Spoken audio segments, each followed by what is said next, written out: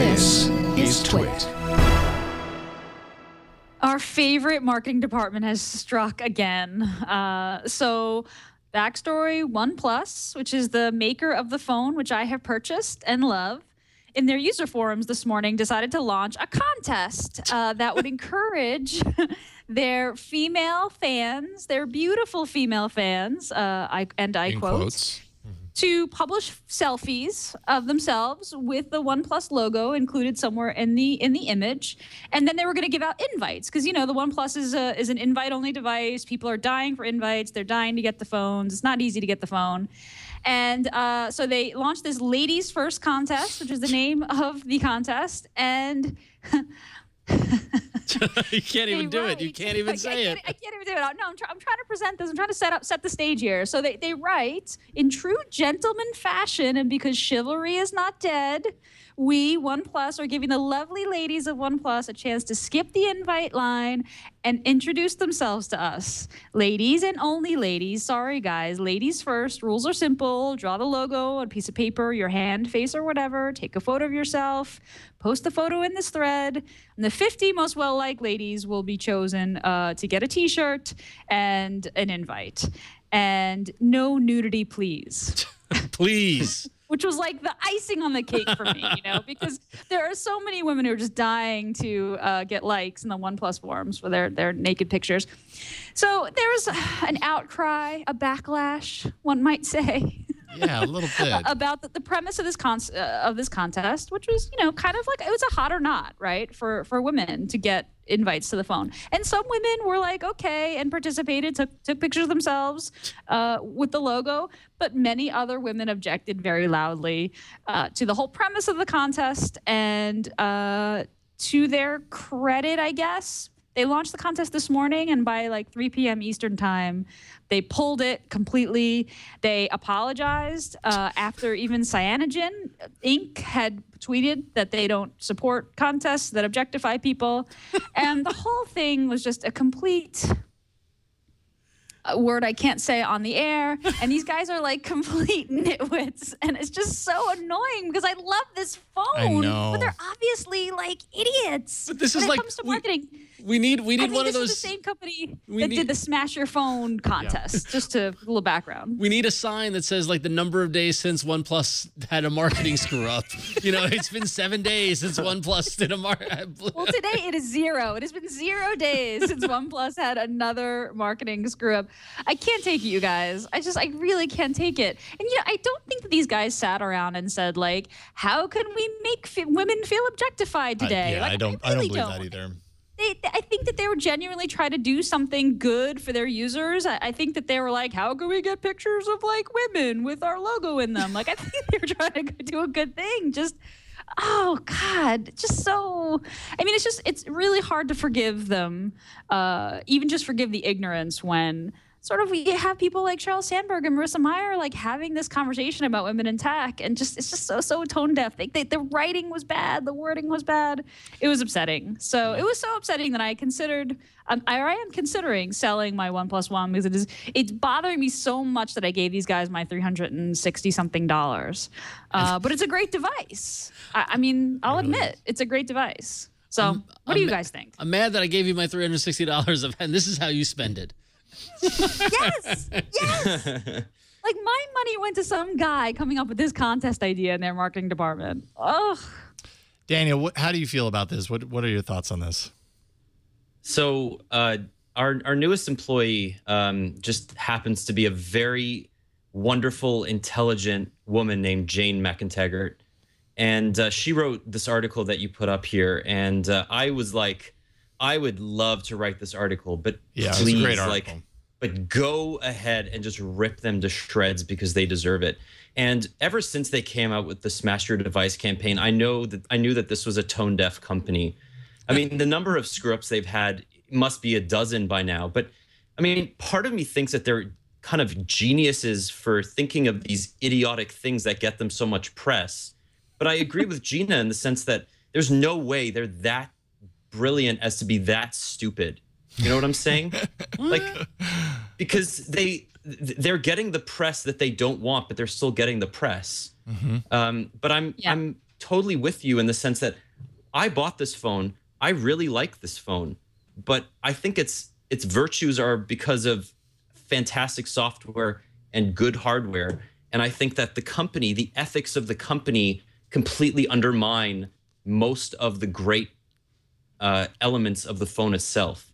And I don't know. I don't think I can support the company anymore after this. Well, I mean, and I'm not disagreeing with the tastelessness of this, and nor am I kind of appreciate the fantastic train wreck that is their marketing campaigns. It's an interesting train wreck to watch. Absolutely, Yes, and to see what comes up next, and going back to our speculation about the Nexus and the product leaks and stuff like that, you got to wonder.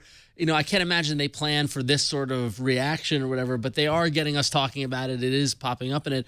But let's not forget, Samsung had this horribly sexist, marketing event where with all women do or take pictures and coo at the pool boy and stuff like that, and nobody was banning Samsung. There were a lot of articles. There are a lot of people who are upset about it, holding their feet to the fire too. What I think is interesting is that the difference between, and as they should, definitely Samsung's feet should be held to the fire. But it's funny to see both the reactions here of OnePlus owners who are disappointed in the company. Is it because it's a new company that represents the future as opposed to this big conglomerate that is Samsung? Like, what is the difference between OnePlus and Samsung in this scenario? Yeah, I think the Samsung screw up with the Galaxy S4 launch, which was clearly fixed with the Galaxy S5 launch, which was much more toned down. But I think that they believed that it was in the vein of theater, that it was very much a Broadway show, and that everything was larger than life, and that they felt like the portrayals of both men and women were so much of a caricature that nobody could have taken it seriously. I completely agree with you that it was absolutely abhorrent, but it was, I don't think as tone deaf as this, because they really went out of their way to make themselves look like they were doing women a favor with this contest. Yes. In true gentleman fashion, and because chivalry is not dead, we are giving the lovely ladies of OnePlus a chance to skip the invite line and introduce themselves to us. It's like, it's like a bad play from the 20s. I'm thinking of the Gentleman Caller play. What is that? Am I completely out of it? Anyway, no, you're not. I just don't know which play you're talking about. Yeah, not my area of expertise, unfortunately, either. So, all right. Anyway, you know what I'm saying. It was just terrible.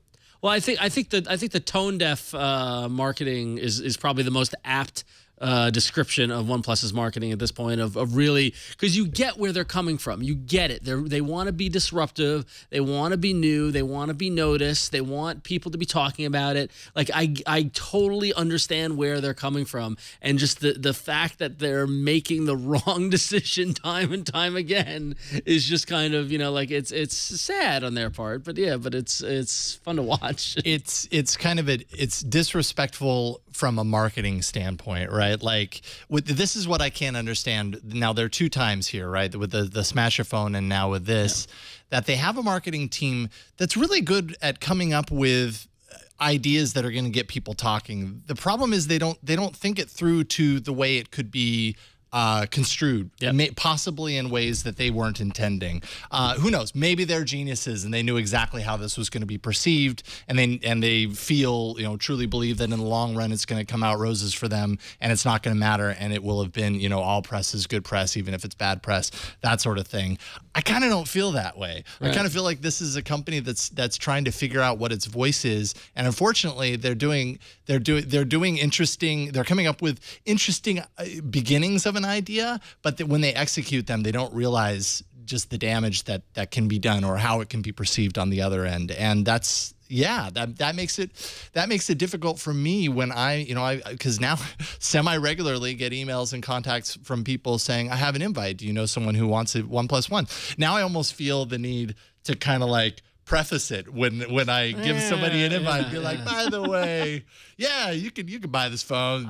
Did you happen to see this thing? Because maybe just so you know, you make up your mind. I mean, again, like I'm looking at their website and all the stuff they're saying about choice, about their philosophy, and never settle, and customer value, and improve the status quo, and like dreamers, like all this stuff is like, oh, this is really great. I wonder. So they're a Chinese-based company.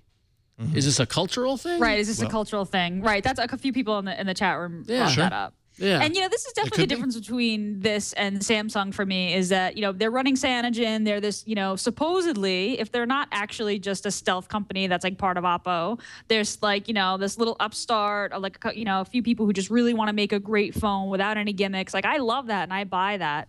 But, I think about the gender stuff a lot. I read about the gender stuff a lot. And when I bought the phone, I was reading through the marketing material, and it definitely occurred to me that the wording was very sort of aggro, like the killer flagship and never settle. Like it definitely struck me as like the dude's phone. But that's just sort of that's the case with high-end Android phones. I mean, the early Droid commercials were the same thing. It's all about like, robots smashing into one another and battles, and like it's all about strength and power and like dominance. Right. And that's like a very male focused sort of marketing campaign. And I think that these guys realize that most of their customers are men. And they were like, well, how do we get some more women in here? Like, let's give out some invites to women. And then it turned into this weird, like, we will vote on how hot you are. Like, it was so bad. I think that, like, it just went so wrong so badly. And yes, it's possible that it's a cultural, issue.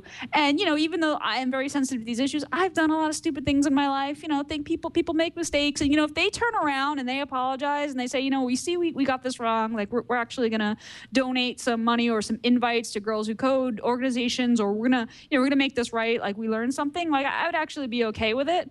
And I think they're maybe kind of on the way toward doing that because their apology did ask about that type of thing. But yeah, I held them to higher standards, but I was a little worried because it felt like a very sort of bro phone, and this just sort of proved it for me, unfortunately. It's a hard topic, right? Phone. It is. Yeah, you can get a lot of hot water talking about this kind of thing. What I will say is that I've seen also a lot of people push back on it and say, you're blowing this way out of proportion. I think a lot of those people are dudes. Yep. And, you don't know what it's like to be on the other side. The point is people get offended, and you have to respect that offense. And that's, I think, what OnePlus missed here. And now we get to reset the timer and we wait for the next OnePlus the OnePlus marketing mess up. So that'll be fun. 0 days. Right. 0 days. It's the job of the marketing department to know not to do this because it might be offensive to some people, and that's what was missed here, and that's irresponsible. Right. Period. Yeah.